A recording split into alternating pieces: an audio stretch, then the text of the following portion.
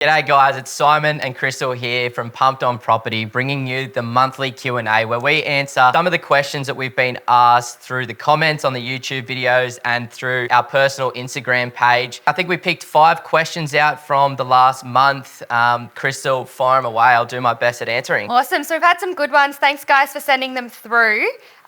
Question 1, where would you buy if you only had a $400,000 budget? Great question, and we've actually just spent the last few months doing a bit more research on the market because with the higher interest rates at the moment, you know, most first timers or people on lower incomes, they just can't afford to buy properties in capital cities anymore. So, you know, with a $400K budget, you're really forced to look at one of 2 options in our opinion at the moment. Now, obviously there's lots of other opportunities out there, but if I had a $400K budget, I'd toss up the options between buying a townhouse in inner city Brisbane within sort of 20 kilometres from the city or within a couple of kilometres from the beaches. You can pick that up for say $400K that would rent for say $450-ish. So it can be a really good option for a first time buyer or somebody with a slightly lower budget.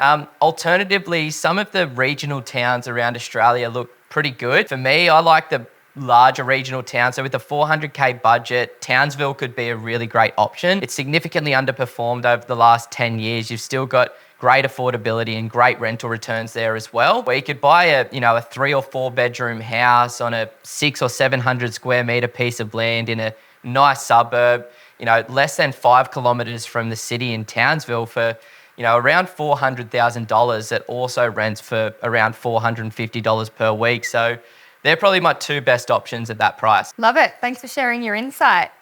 This one we're getting a lot at the moment. Have I missed the boat in Brisbane?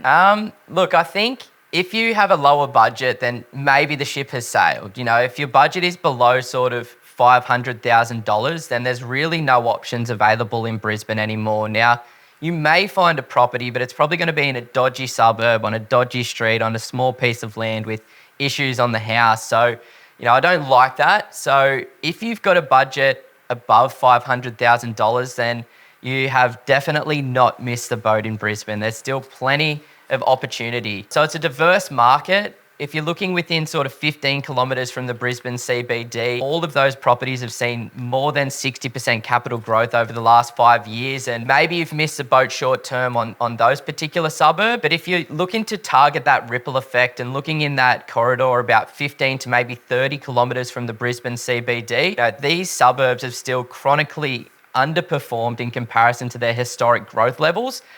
So that is really the sweet spot at the moment. So if you've got a budget between sort of 500 and 800K, you have definitely not missed the boat in Brisbane. Question 3, why do so many properties on Real Estatecom have no prices? This is a really great one. And then how are you meant to know what a property is worth? Yeah, it's a bit of an interesting one. Since COVID and since the boom in 2021, we've noticed a lot of real estate agents just putting on contact agent or contract by price by negotiation or whatever it might be. And it's kind of frustrating. So first thing you do is call the agent.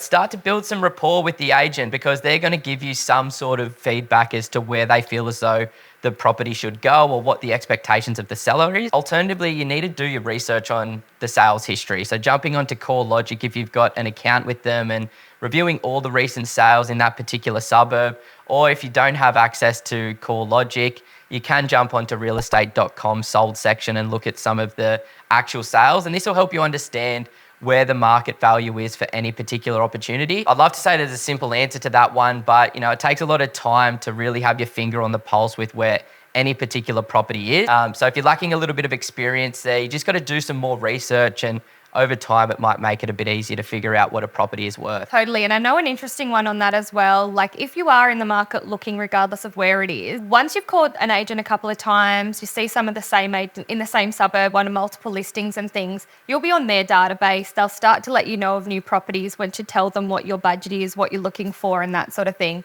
Much to some people's dismay, you end up being flogged with properties for the next 5 years.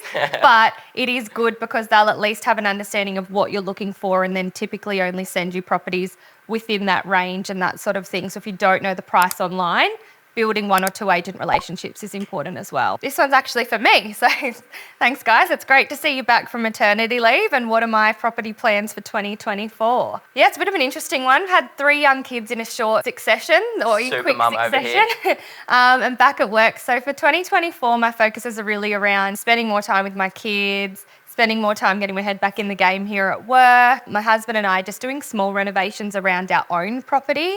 So things like some landscaping that we just haven't had the time and money to do for the last few years. Ideally, I want to get back in the market. So we sold an investment property last year. We've just been holding on to that capital while we've got young kids, sitting it in the offset account until we figure out where we want to put that money. But hopefully some things ease when it comes to credit and interest rates start to come down, and we'll likely jump back in the market. Not sure where, because we are pretty close to the top of our servicing given our dependents and giving me being part-time, that sort of thing. But yeah, hopefully with the capital we've got from selling an investment property, we're in a position to put that back into the investment market somewhere. I'll probably have to sit with you and have a bit of a strategy session around what that looks like when the time comes. We'll do it. If you want to look at Crystal's beautiful home and all of her previous projects and future projects, is it Rumor Renovations? R-U-M-O-R? RUMAH_renovation. So Rumor means dwelling in Indonesian. My husband and I sort of love Bali and surfing and stuff like that. So Rumor is sort of dwelling or house in Indonesian. That's where we got it from. Yeah, sick. There's some really cool stuff on there as well. But it's so great to have you back, and I know all of our clients are really happy to have you back on board. Well, thanks for the question, guys. Another one for you, Simon. So apart from interest, what other holding costs do you have as an investor? Yeah, great question. Obviously, interest is going to be the largest holding cost or expense when investing in property, unless you're one of those lucky people that can buy it in cash. But essentially, you've got, a number of different holding costs when you do rent a property. So these include things like property management, council rates, insurances, and maintenance. As a rule of thumb, you want to look at 20% of the rental value of a property. So for example, if your property is rented out for $500 per week, 20% of that being $100, that's generally going to cover the costs for those holding costs. Also, we find if your property is valued somewhere between maybe $500,000 and $800,000, that's where you're probably going to see those holding costs vary between about $7,000 and $9,000 per year. So it can be quite costly, but obviously you can shop around for insurance, you can shop around for property managers to find somebody that's a little bit more affordable. If you want to make it work for you, you certainly can. You just don't let it happen. You sort of want to control it a little bit and make sure that you're partnering up with the right people and it's not costing you too much money for those holding costs. Awesome, Simon. Love it. Well, thank you so much for all your questions, guys. Keep them coming through our Instagram page, here on the YouTube channel. Comment below. And each month we'll try and answer as many questions as we can that you guys have. Now, if you're seriously considering purchasing an investment property in Queensland over the next 6 to 12 months, and we would love to offer you a free one-on-one strategy session. You can access that via our link on the website. It's in the description below. So check it out. Book in that free strategy session, during which we'll talk about exactly where you're at right now, where you're looking to be longer term, what's currently holding you back from getting to where you want to be, and your next action steps. I think there's so much opportunity out in the market at the moment, guys. So if you have been sitting on the fence for a little while, but you're ready to take action, go ahead and book in one of those strategy sessions. Would love to talk with you. Thanks so much. That's a wrap. That's a wrap. Getting cool, Spin. bro. Yeah.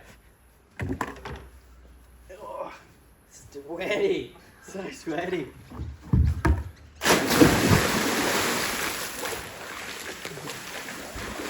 Oh, that's good. Look at that. So nice, eh? Oh.